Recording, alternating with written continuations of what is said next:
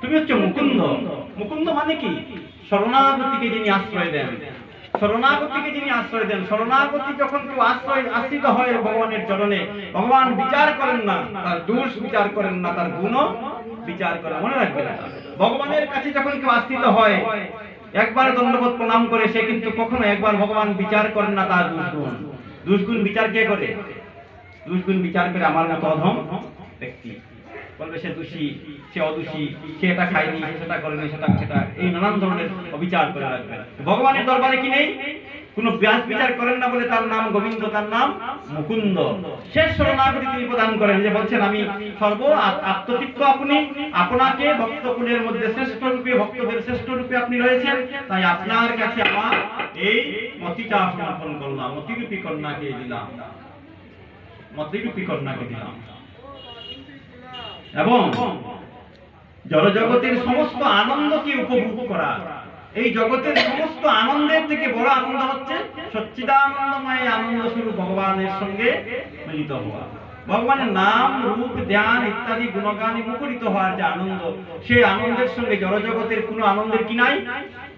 তুলনা হতে পারে না। কোনো আনন্দের তুলনা হতে পারে না। সারা রাত্র জেগে আপনি অর্কেস্ট্রা দেখছেন, ডিস্কো ড্যান্স দিচ্ছেন, সেই আনন্দ থেকে বলছেন 1 ঘন্টা যদি কেউ সৎভাবে, যদি ভালোভাবে যদি ভগবানের নাম নিতে পারে, তার আনন্দের সঙ্গে সেই আনন্দের কি নাই? কোনো কি নাই, তুলনা হতে পারে না। এই জন্য বলছেন সেই আনন্দময় সত্তার সঙ্গে এই জগৎ সৃষ্টি থেকে আমি আপনার সঙ্গে আমি আপনাকে মিলিয়ে দিলাম, আমি আমার দেহটা আপনার সঙ্গে মিলিত করে দিলাম। এই মহা মিলনের নামই হচ্ছে জীবাত্মার সঙ্গে পরমাত্মার সাধনা। জীব দেহ পরমাত্মায় মিলিত হয়ে যাওয়া। এই দেহটা আমরা পেয়েছি ভগবানের কাছ থেকে, দেহটা আবার ভগবানের কাছে যেতে হবে। অনেকে বলবেন ভগবানের কাছে কিভাবে পেলাম? কষ্ট থাকতে পারে, ভগবানের কাছ থেকে আমি কিভাবে? আমি এসেছি মা বাবার গর্ভ থেকে, আমি তো আমার মা বাবার ঔরসে আর মাতৃগর্ভে আমি জন্ম নিয়েছি, আমি ভগবানের কাছ থেকে কিভাবে এলাম? শাস্ত্র সিদ্ধান্ত দিয়েছেন কঠোপনিষদ, বলছেন এই বিশ্ব জগতে যা চরাচর সব ভগবান থেকে উৎপত্তি হচ্ছে। ডাইরেক্ট হয় না, ইনডাইরেক্ট হচ্ছে। কিরকম ইনডাইরেক্ট হচ্ছে? শস্য সামগ্রী যা আমি গ্রহণ করছি, খাচ্ছি, এই খাদ্যটা খাওয়ার পর আমার শরীরে কি হচ্ছে? খাওয়ার পর সেই খাদ্যটা কি আমার শরীরে থাকে? থাকে না।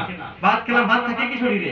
ভাত থাকে না। ভাতটা হয়ে যায় রস, যা খেলাম সেটা রস হয়ে যাবে। রস পরে কি হবে? সেই রসটা কনভার্ট হবে রক্ততে, রক্ত কনভার্ট হয়ে যাবে মাংসতে, মাংস কনভার্ট হবে মেদে, মেদ কনভার্ট হবে অস্থিতে, অস্থি কনভার্ট হবে মজ্জাতে, মজ্জা কনভার্ট হবে শুক্রতে।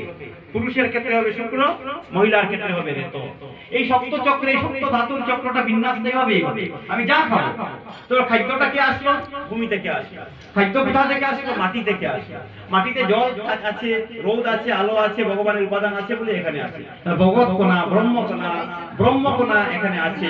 ব্রহ্ম কণাটা আমি খেলাম, সেটা আমার শুক্র আকারে আমার শরীরে স্থিতি হলো, মহিলাদের শরীরে রেতরূপে স্থিতি হলো, শুক্র এবং রেতের মিলনে তৈরি হলো একটা